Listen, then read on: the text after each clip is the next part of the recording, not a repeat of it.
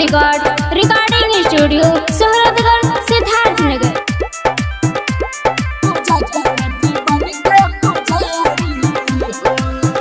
देखा कहिए से असरा लगौले बानी माई तोहरे ला मंदिर सजौले बानी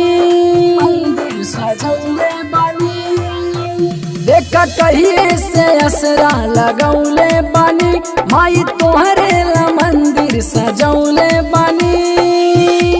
कही के तू शेरवा के माई सवारी नु हो कई के तू शेरवा के माई सवारी नु हो ये माई आई तू सेवका दुआरी हो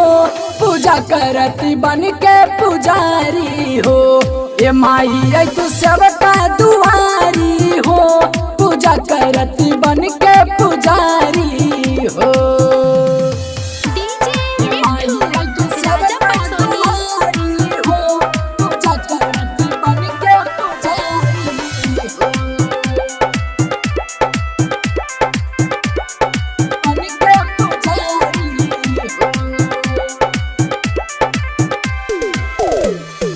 आसन सिंहासन लगल बाटे हो तोहरा ला दरबार माई सजल बाटे हो गौआ जवर माई कर सत्कार हो हमरा पे का दिया माई तने उपकार हो कई के तू शेरवा के माई सवारी नु हो कई के तू शेरवा के माई सवारी नु हो ये माई आई तू सेवका दुआरी हो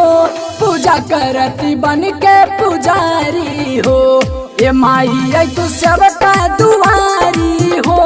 पूजा करती बन के पुजारी हो।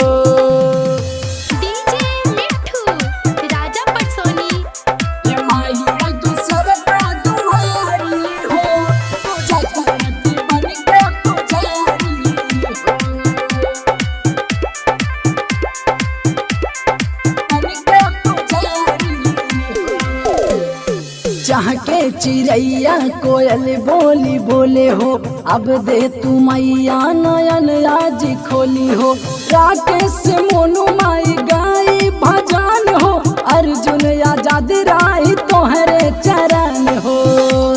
कई के तू शेरवा के माई सवारी नु हो कई के तू शेरवा के माई सवारी नु हो ये माई आई तू सेवका दुआरी हो सेवा करती बन के पुजारी हो ये माई आई तू सेवका दुआरी हो सेवा करती बन के